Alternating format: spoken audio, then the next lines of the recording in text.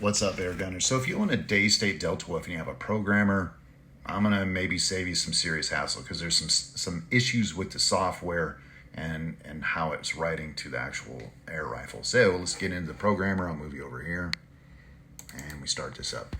So the issue in talking with Air Guns of Arizona, I had an issue with once I started up the software and did a few small changes, my regulator gun pressure on the reader on the gun just went out. It was like zeros and it wouldn't read anymore. And the issue comes from this. If you notice, we started up the application, these are all blank default values. But not knowing this, thinking that it actually reads in from the gun, if you do a read, it kind of reads in this information, the span value. This span value here actually communicates to the regulator and especially unique model number to your gun. So if you wipe that out, you got to call Air Guns of Arizona and they have to talk to the UK guys to get you that unique thing. The issue here is with concurrency and the authoritative source. So when you start the application up, it reads in 0.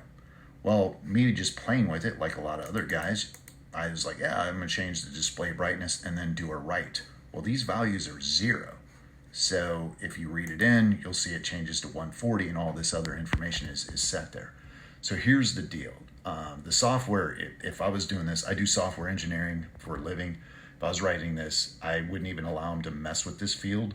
On starting up the application, I would essentially just read in the information from the gun because you got to have some concurrency. You have to have some knowledge of what the authoritative source is. The authoritative source is your gun. So just be careful. Do a read before you do a write, or you're going to have to call Air Guns of Arizona and get this voltage value. Maybe it's 140. Maybe it's not, but just kind of put that out there to you guys because, yeah, it was a day or two of me scratching my head and then calling these guys and getting their time to help me out. But I appreciate it, guys. Yeah, comments, questions below, and see you later.